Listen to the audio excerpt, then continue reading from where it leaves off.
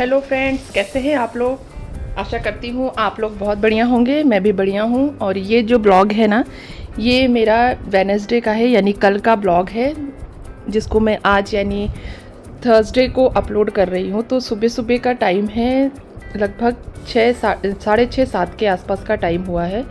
और मैं जल्दी से उठ कर के फटाफट मैंने पानी वगैरह गर्म कर लिया अपने पीने के लिए, अपने हस्बैंड के लिए। रोज़ रोज़ ब्लॉग अपलोड कर पाना बहुत मुश्किल हो जाता है, इसलिए एक आध दिन बीच बीच में स्किप हो जाता है। मैं कोशिश करती हूँ कंटिन्यू ब्लॉग अपलोड करने की, बट कई बार ऐसा होता है कि मुझे टाइम नहीं मिल पाता। बट कई लोगों को ऐसा लगता है कि ये जो काम मैं कर रही हूँ ना, ये बहुत ही फोकट का काम है। यानी जो लोग वेले हैं या जिनके पास कोई काम नहीं है, फोकट है, वही लोग ये काम करते हैं ब्लॉगिंग का। तो मैं ऐसे लोगों को सिर्फ यही कहना चाहती हूँ कि ब्लॉगिंग करना भी अपने आप में एक टैलेंट ही है, क्योंकि चीज़ें करना, शूट करना, एडिट करना, उसके बाद आपको वॉइस ओवर करना। वॉइस ओवर करते टाइम आप सोच सकते हैं कि कितनी चीज़ें सोच करके बोलना होता है। कोई आपके पास स्क्रिप्ट नहीं होती है कि मेरे पास कोई स्क्रिप्ट है और मैं उसको पढ़ती जा रही हूँ। नहीं, ऐसा कुछ नहीं है। आपके मन में जो थॉट्स आते हैं, जो विचार आते हैं, आप उनको वहाँ पर प्रेजेंट करते हैं, बोलते हैं, एडिटिंग करते हैं। इसमें भी अच्छा खासा टाइम लगता है। तो कई लोगों का सोचना होता है कि ब्लॉगिंग जो है ना, जो फोकट लोग होते हैं, जिनके अंदर कोई टैलेंट नहीं होता, जो कुछ नहीं कर पाते, वो ब्लॉगिंग करते हैं। तो हो सकता है कि मैं कुछ नहीं कर पाई, लेकिन कुछ करने की चाह ज़रूर थी मेरे अंदर। मैं कुछ करना चाहती थी, इसलिए मैंने ये प्लेटफॉर्म चुना। क्योंकि देखिए, हर जगह अगर मैं कहीं भी जॉब करने जाऊंगी, कहीं कुछ भी करने जाऊंगी, तो उसके लिए एक्सपीरियंस का होना और साथ ही कुछ एलिजिबिलिटी का होना ज़रूरी है। जो कि एलिजिबिलिटी तो है मेरे पास, पर किसी भी तरह का कोई एक्सपीरियंस नहीं है। तो मैं घर में रहते हुए कुछ करना चाहती थी अपने लिए, अपने बच्चों के लिए और अपने फैमिली के लिए। सबसे बड़ी बात कि ये जो है ना, मेरे चॉइस का काम है, मेरे टेस्ट का है, मुझे पसंद है, इसलिए मैं ये कर रही हूँ।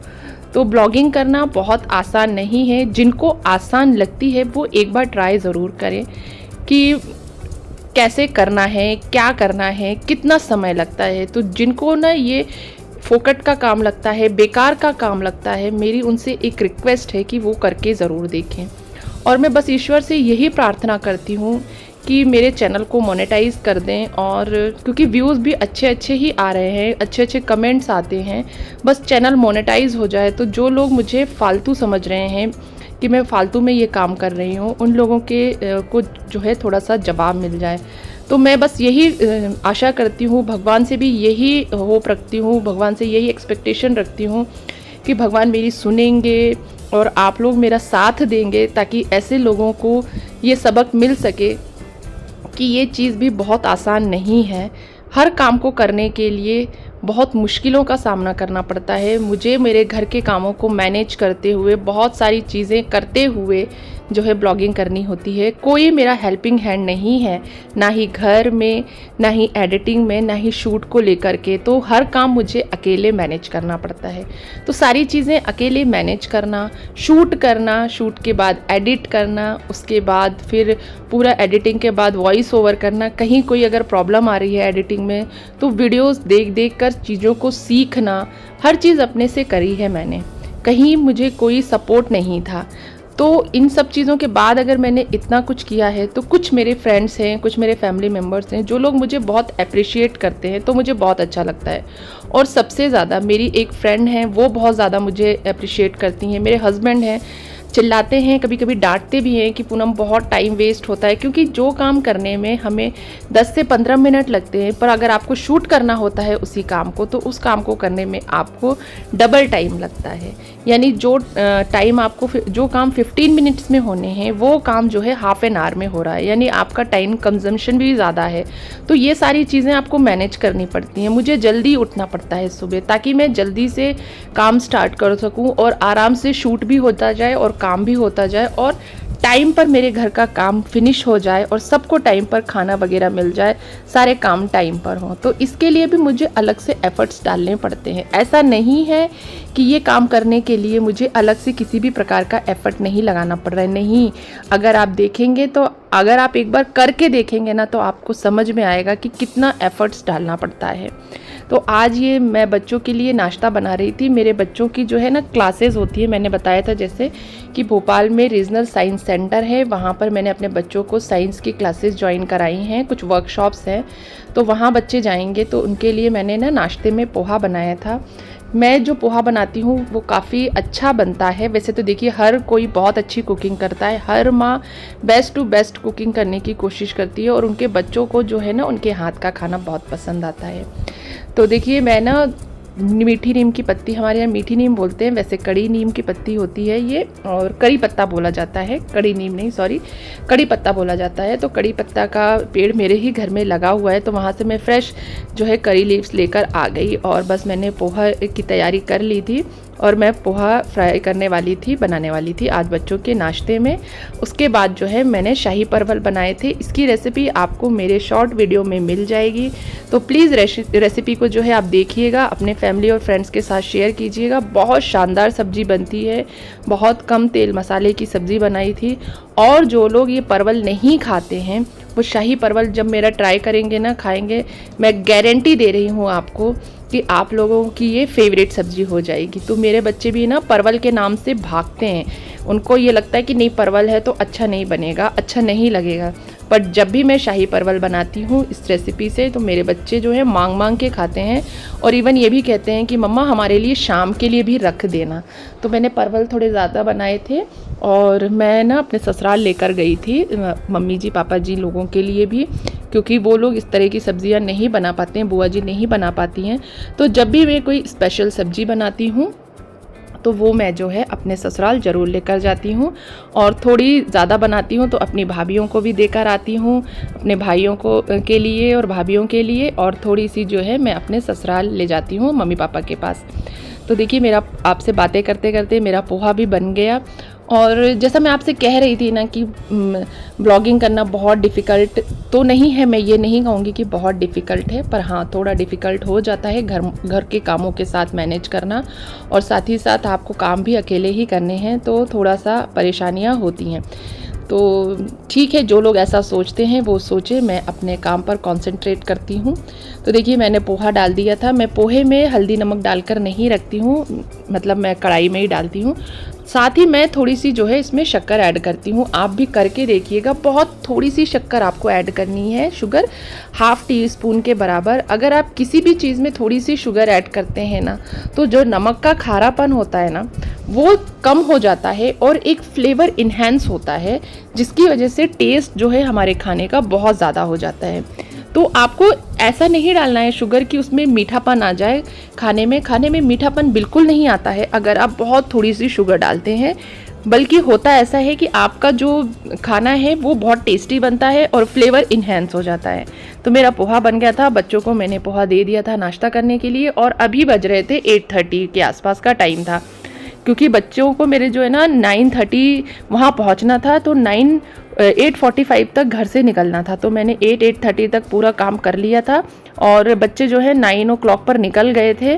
और देखिए उसके बाद मैं आ गई थी अपनी डस्टिंग करने के लिए। तो जो आप ये ब्रश देख रहे हैं ना, ये मैं लोकल मार्केट से लेकर आई हूँ और आपको मैं दिखा दूँगी। 2-3 ब्रशेस लेकर आई हूँ मैं, अलग अलग कपड़े के ब्रश और इस तरह से डस्टिंग करने का। तो ये ना काफ़ी सॉफ्ट है ब्रश। 2 ब्रश लेके आई हूँ, जिसके ब्रशेस, एक का ब्रश जो है थोड़ा हार्ड है और एक का सॉफ्ट ब्रश है। तो ये ब्रश जो है मेरे लिए बड़ा यूज़फुल हो, क्योंकि मेरे जो ये सोफ़े हैं ना, इसमें ये जो कार्विंग की हुई है, इस कार्विंग में धूल बैठ जाती थी। तो कपड़े से जब मैं क्लीन करती थी तो ये कार्विंग पूरी अच्छे से क्लीन नहीं हो पाती थी। तो मैं ट्यूसडे को मार्केट गई थी और मम्मी जी के जो मैं सूट लाई थी, मैंने आपको दिखाए थे कपड़े, उनको स्टिचिंग के लिए डालना था, तो उनको स्टिचिंग के लिए दिया और वहाँ से हम लोग मार्केट चले गए। वहाँ से मैं ये 2-3 ब्रशेज़ लेकर आई हूँ, मैं दोनों दिखाऊंगी आपको। एक हार्ड ब्रशेज़ है और ये एक सॉफ्ट वाला लेकर आई हूँ। तो सॉफ्ट वाला जो है मैं इस सोफ़े के लिए ही लेकर आई थी। पर्पस मेरा यही था कि सोफ़े के जो कवर है उनको बिना हटाए क्लीन कर सकते हैं। दूसरा, सोफ़े के जो ऊपर क्लॉथ लगा हुआ है उसको अच्छे से क्लीन कर सकूँगी। और ये जो कार्विंग की हुई है उसमें जो डिज़ाइन है उसमें थोड़े थोड़े से छेद टाइप के हैं, उसमें अच्छे से ब्रश डाल के क्लीन कर दिया करूँगी। तो मेरा पर्पस बिल्कुल सॉल्व हो गया और इस ब्रश से जो है बहुत अच्छे से सब कुछ क्लीन हो रहा है। हाँ, ये है कि मतलब आपको अगर जल्दी जल्दी क्लीनिंग करनी है तो उससे ये क्लीन हो जाता है हल्का फुल्का। बट जैसे ये मैं लीव्स क्लीन कर रही हूँ तो ये बहुत अच्छे से नहीं होगी। जब मुझे इसको अच्छे से करना होगा तो गीला कपड़ा स्प्रे करके, मतलब पानी से स्प्रे करके इसको क्लीन करूँगी, या फिर इसको मैं पूरा वॉश कर देती हूँ तो वो ज़्यादा अच्छे से क्लीन होती है।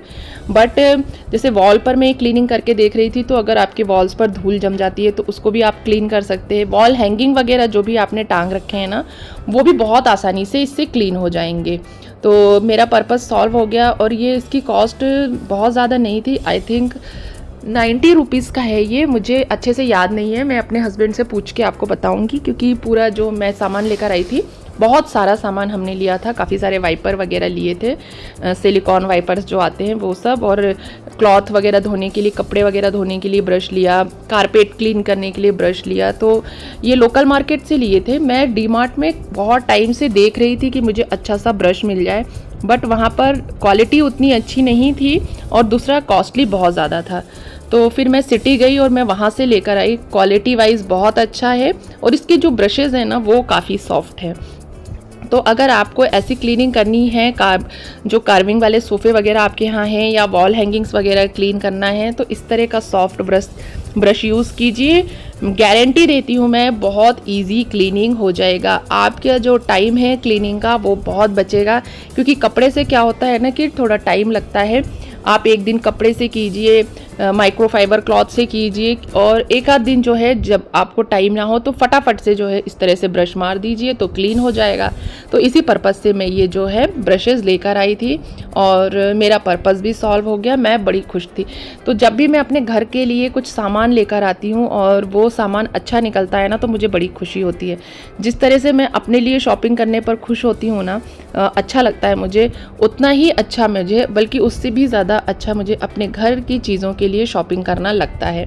तो किसको किसको घर के लिए, घर के सामान खरीदना और घर के डेकोरेटिव आइटम या घर के चीज़ें खरीदना पसंद है, कमेंट बॉक्स में कमेंट करके ज़रूर बताइएगा। मेरा ब्लॉग अगर आपको पसंद आता है तो वो भी आप कमेंट बॉक्स में कमेंट करके बताइए कि आपको मेरे ये ब्लॉग्स पसंद आते हैं, क्योंकि आपका मोटिवेशन जो है मेरे लिए बहुत इंपॉर्टेंट है। बिना मोटिवेशन के देखिए कोई काम नहीं होता है। अगर आप लोग कमेंट करते हैं ना तो मुझे जो है ना बहुत ज़्यादा मोटिवेशन मिलती है और मुझे और अच्छे अच्छे ब्लॉग बनाने का मन करता है। तो अगर आपको ब्लॉग पसंद आए तो अपने फैमिली और फ्रेंड्स के साथ भी ज़रूर शेयर किया कीजिए, क्योंकि हर व्यक्ति जो है वो कुछ ना कुछ आपको सिखा कर ही जाता है। हो सकता है मेरे ब्लॉग से आपको कुछ ज़्यादा सीखने को ना भी मिले, लेकिन कुछ ना कुछ आपको अच्छी चीज़ें ज़रूर मिलेंगी सीखने को, कुछ अच्छी रेसिपीज़ भी मिलेंगी सीखने को।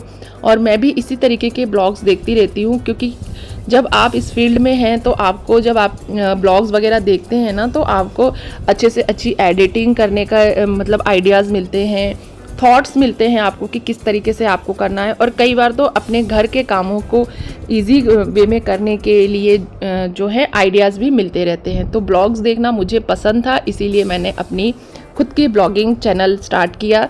आई होप ये चैनल आगे जाके सक्सेसफुल होगा। आप लोगों की ब्लेसिंग्स मुझे चाहिए, आप लोग अपनी ब्लेसिंग्स मुझे दीजिए कमेंट बॉक्स में कमेंट करके। तो देखिए मैंने किचन वगैरह क्लीन कर लिया था और नाश्ता तो मैंने बिना नहाए ही बना दिया था, क्योंकि सुबह बहुत जल्दी थी। सब्जी मैं जो है वो नहा के बनाऊंगी, तो मैंने अपनी मेड का वेट किया और उसके बाद नहा करके पूजा करके सब्जी बनाने के लिए आ गई। तो देखिए मेरा ये दही जो कि मैंने शाही परवल में यूज़ किया था, दही की थिकनेस आप देखिए कितना अच्छा थिक दही जमा है। दही की अगर परफेक्ट रेसिपी चाहिए, आपको परफेक्ट दही जमाने की रेसिपी चाहिए, तो मुझे कमेंट बॉक्स में कमेंट करके बताइएगा। मैं आपके लिए परफेक्ट दही जमाने की रेसिपी लेकर आऊँगी। आपके किसी भी तरह के कोई क्वेश्चंस हो मेरे ब्लॉग से लेकर के, मेरे कुकिंग की से लेकर के, या किसी तरह की कुकिंग टिप्स चाहिए हो, कोई रेसिपी चाहिए हो, तो आप मेरे साथ कमेंट बॉक्स में ज़रूर शेयर कीजिए। मैं आपके जो भी हैं क्वेश्चंस उनका आंसर देने की कोशिश करूंगी। अच्छी अच्छी रेसिपीज़ आपके लिए लेकर आऊँगी। शाही परवल ज़रूर ट्राई कीजिएगा। अब हम मिलते हैं अगले वीडियो में, तब तक के लिए बाय बाय, राधे राधे।